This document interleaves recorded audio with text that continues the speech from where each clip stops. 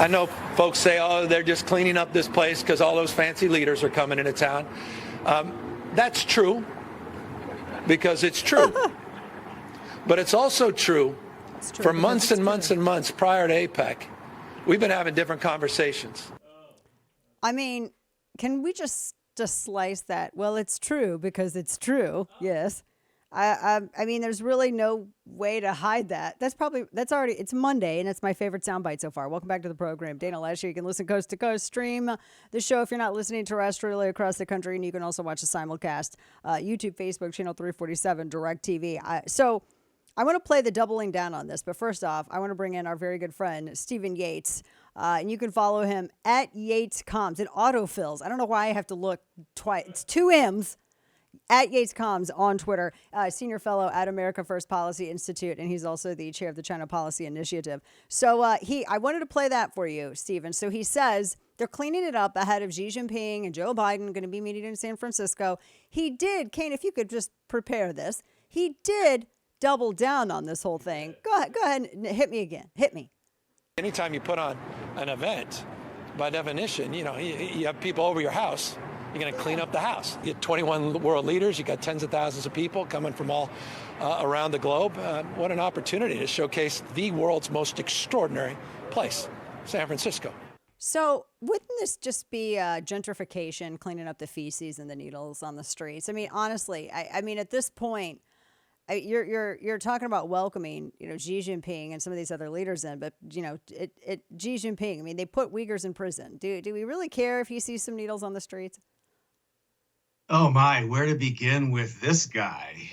But on all of my dad time, I did not have to tell my kids to pick up the feces and needles in the house before guests came over. Yeah. So, and Gavin Newsom basically has had cradle to grave white glove treatment. I don't think he's picked up anything in his life. So he doesn't need to be talking to anybody about cleaning up anything.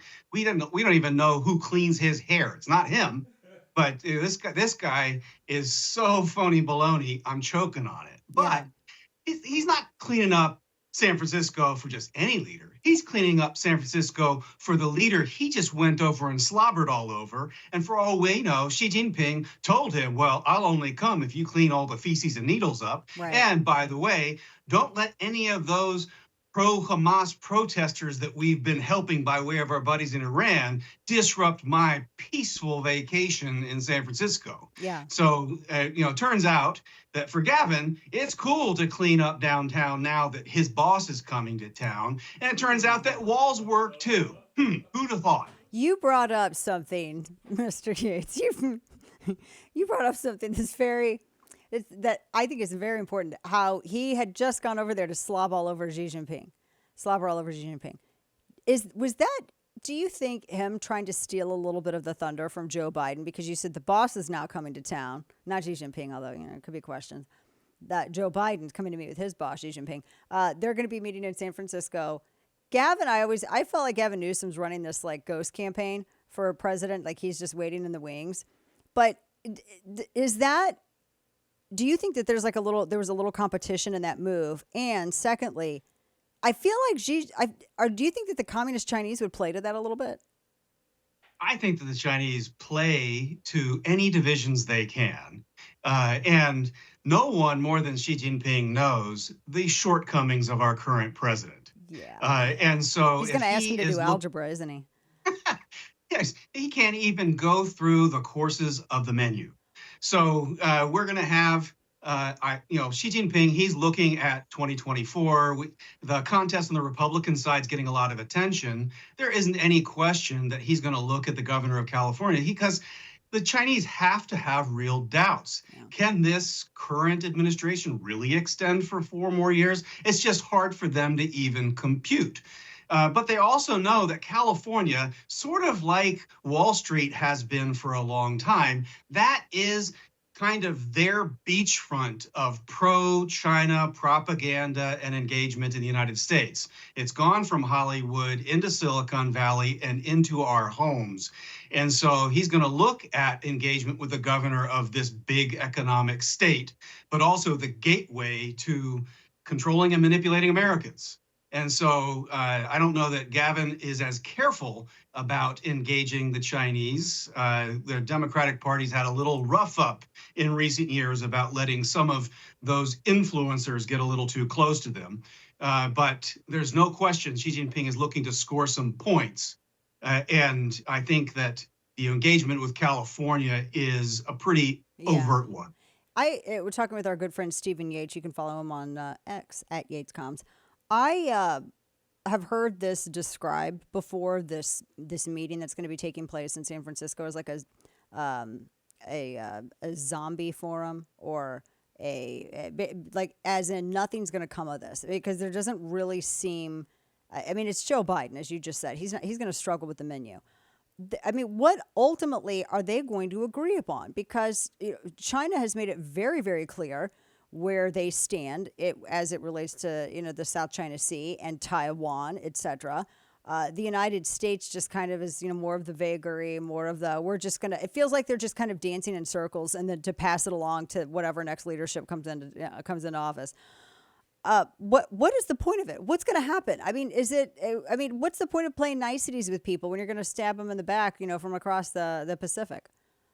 Well, the Chinese enjoy it. So, I mean, they are experts at having content-free meetings.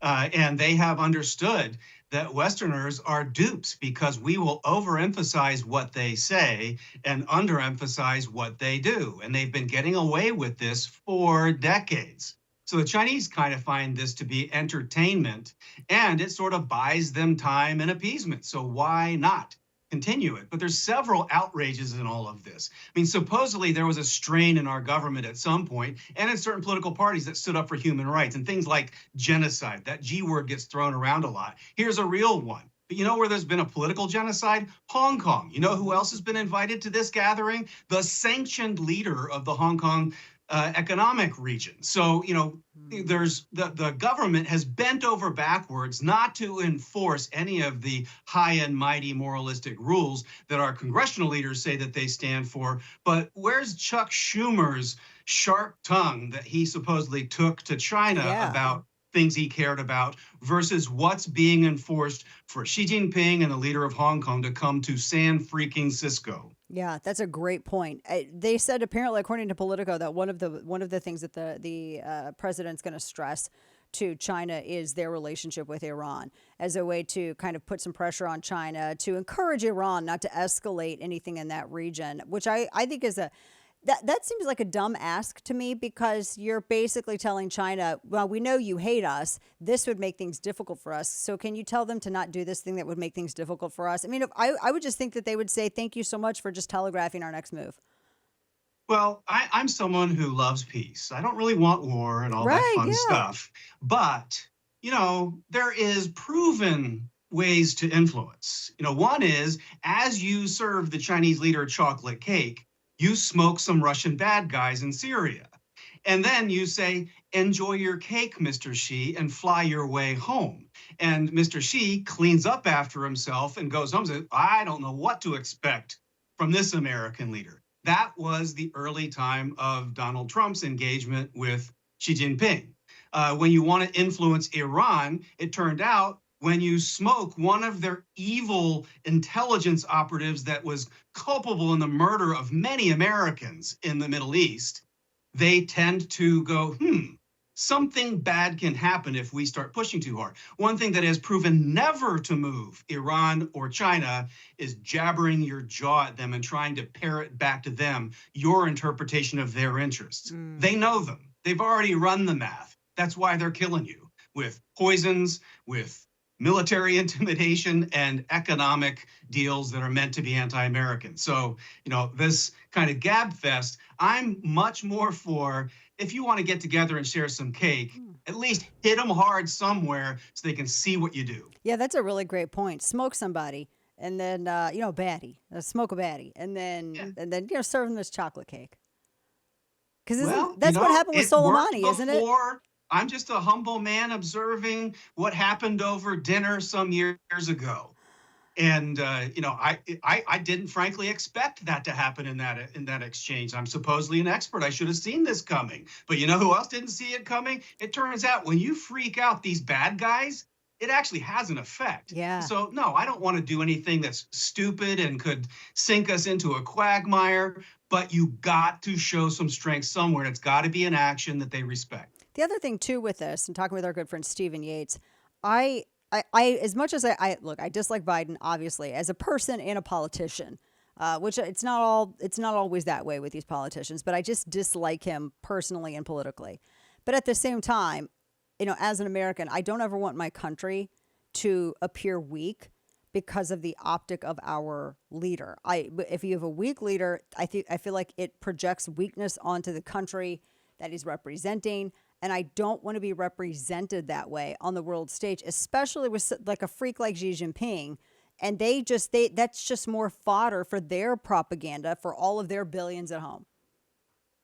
Well, there's a couple of things that are unique to our current occupant that I frankly am sad about, and I think it does weaken our position in trying to deter China. One is he has a multiple decade record of just making things up on camera.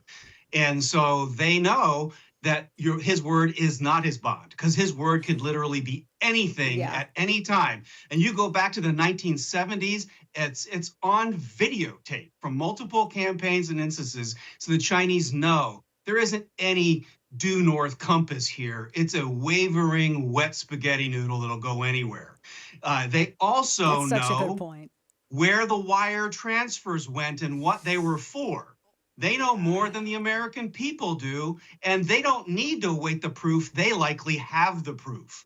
And so it's the worst possible. We haven't even gotten into, will stairs be involved in this movement Oh my in this gosh. meeting? And so there's all kinds of things that just make this the worst part of central casting for the effort.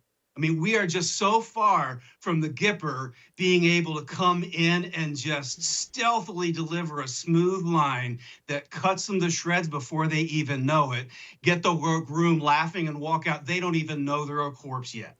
That's what a real leader, a real influencer could do. We don't have that now, and we, fingers crossed, at best are waiting until January 2025. Oh my gosh, that's a long time to wait. Our very good friend Stephen Yates at Yates Comms in rare form today.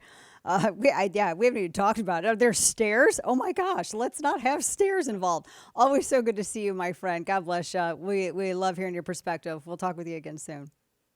Thank you, Dana. Take care. Of course, you too.